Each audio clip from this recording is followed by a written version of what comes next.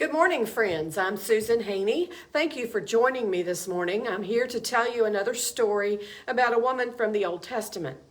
Now, today we're going to be talking about Lot's wife and Lot's daughters. It may seem like it's more about Lot than it is about them, but we will include the wife and the daughters as a part of our conversation. All right, so Lot was Abraham's nephew. Lot came with Abraham when he left Haran and went into Canaan. That was in Genesis 12. And, they were very prosperous in the area of Canaan, so much so that they were overgrazing the land. So Lot and Abraham decided to separate. Abraham went to the west and Lot went to the east. Lot wound up on the other side of the Jordan River. In fact, at the southeastern corner of the Dead Sea. That's where we find him in this story. He is living in the land of Sodom, the town of Sodom. Now, he had become an urban dweller rather than a nomad, because when he lived with Abraham, they were nomads, and Abraham continued to be a nomad. And you know, when you find cities, you tend to find a little bit more violence. And that's what happened in Sodom.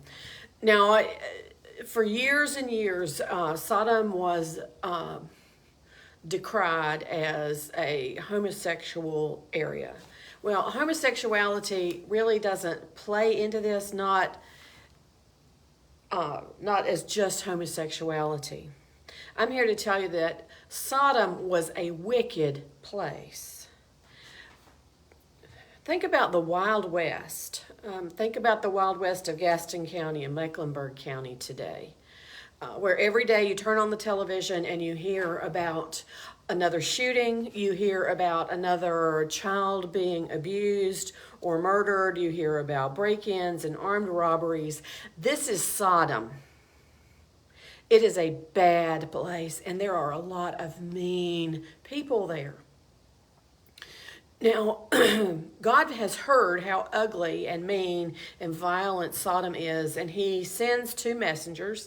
Messengers are usually considered angels. Don't think about angels having wings. These are just two people who are messengers from God, and they come into Sodom to figure out what's going on. Because Abraham has bargained with God that if he can find only a few good people, that God will spare the city. So the messengers come into town and are invited to Lot's house. Lot was offering them hospitality.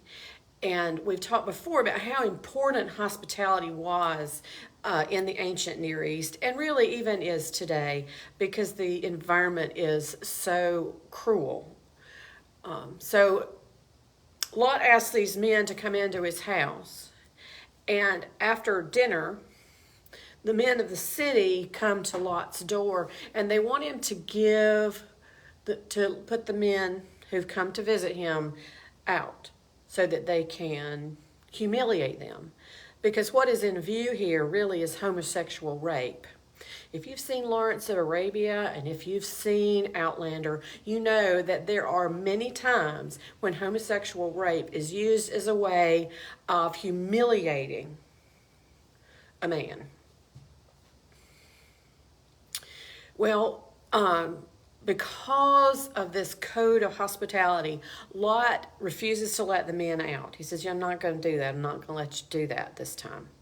But he says, but I have two daughters who are unmarried, and I can send them out to you. So it's absolutely all about rape. And it's probably not just about rape, but if you've read any of the true crime things like I have, you know that rape is also about being beaten. It's about violence, and it is also about murder. So all of those things are in view in this story. Well, God decides that it is indeed time to destroy Sodom, because can't find any good people other than Lot and his wife and two daughters. And they can't get Lot to leave.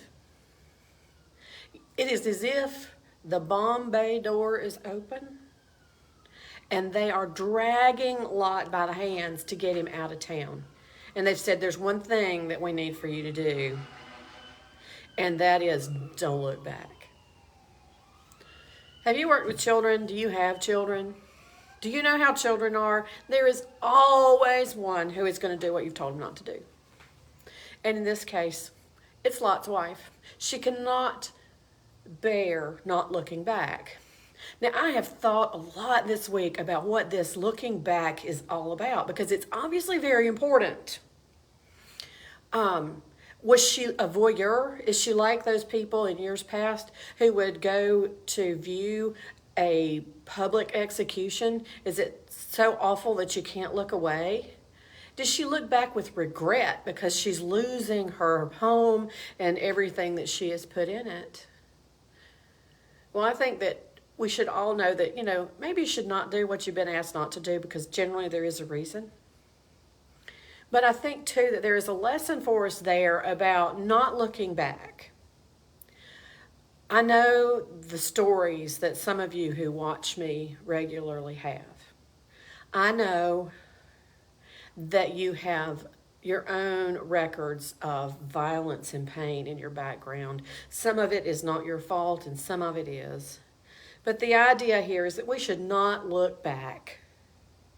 We should look forward as best we can. We should strive to look forward. Let's say it that way. We should all strive to look toward the future and not to look back.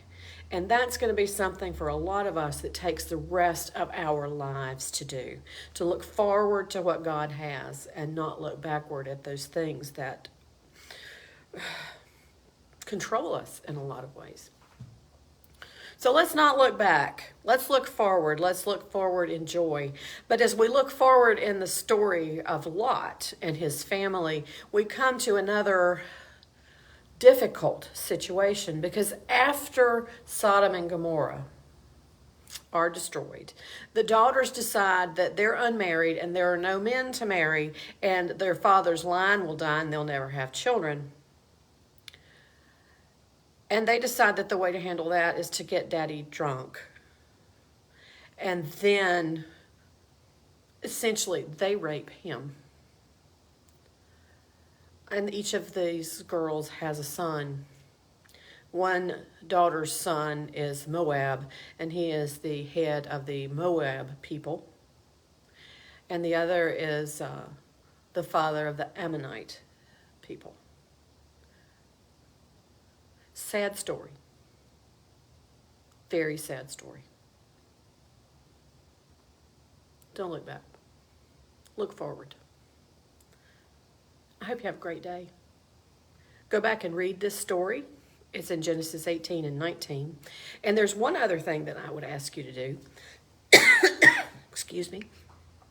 And that is go to Mr. Google and look for an image of Lot's wife. Because there is a pillar of rock, a rock formation on the western side of the Dead Sea that is called Lot's wife. Have a great day. Have a great weekend. And I'll see you next week. Bye-bye.